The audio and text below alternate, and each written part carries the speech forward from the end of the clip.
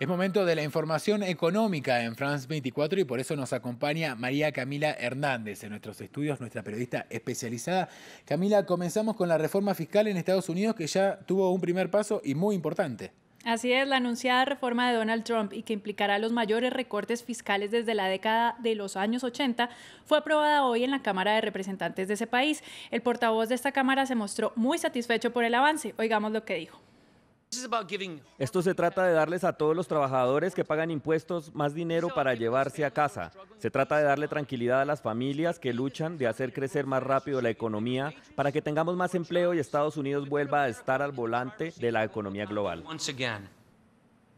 Sin embargo, la reforma todavía tiene un camino por recorrer y varios obstáculos, entre ellos los más obvios que son los miembros del Partido Demócrata que advierten sobre el hueco que van a dejar estos recortes y que aseguran que la reforma beneficiará a los más ricos. Pero hay otros contradictores inesperados, entre ellos algunos congresistas republicanos como el senador Ron Johnson de Wisconsin y representantes de los estados de California y Nueva York, que aseguran que sus estados pagarán el precio más alto. Pero también están los miembros de una organización que se llama Riqueza Responsable. Se trata de un grupo de multimillonarios, entre ellos George Soros, por ejemplo, que piden que no les bajen los impuestos. Este grupo publicó una carta que se encuentra en línea y en la que dicen lo siguiente: creemos que la clave para crear más y mejores empleos y una economía sólida no es la exención de impuestos para aquellos de nosotros que tenemos mucho dinero, sino invertir en los estadounidenses. Invertir en las instituciones cívicas que ayudan a las personas a cumplir con los estándares básicos de vida y proteger el clima son fundamentales para apoyar nuestra prosperidad como nación. En esta misma carta, los más ricos afirman que tan solo el recorte del impuesto a la propiedad significaría perder unos 269.000 millones en 10 años, más que los gastos del FDA, el Centro para el Control de las Enfermedades y la Agencia para la Protección Ambiental combinados.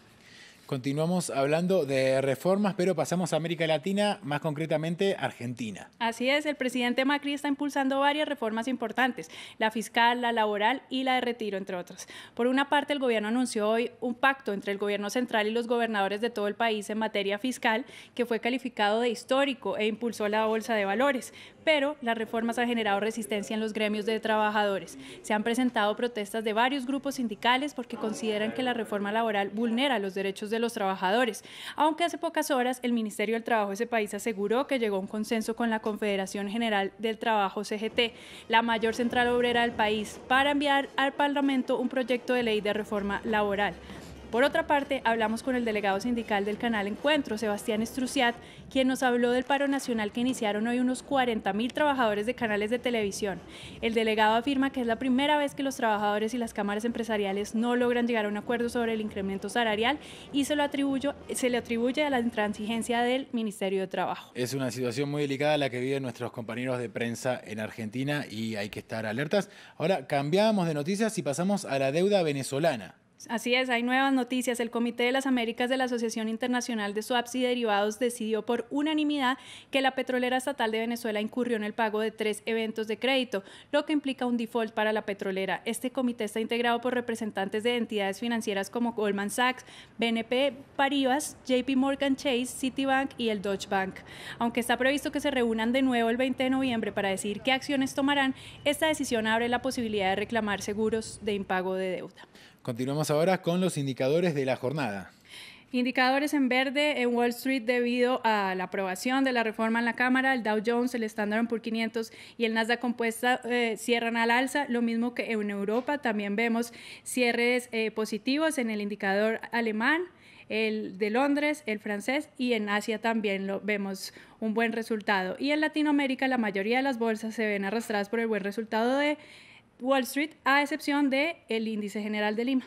Y cerramos como todos los días con la cifra de este día. Para seguir hablando de Perú, 3,18% creció la economía de ese país en septiembre de este año. Un gran resultado que muestra que también en la economía les va bien. Más alegrías para Perú en el deporte y en la economía. Así es. Muchísimas gracias, Camila, por esta crónica económica. Hasta aquí la información en materia económica en France 24 y quedan ustedes invitados a continuar informándose en el resto de nuestra programación.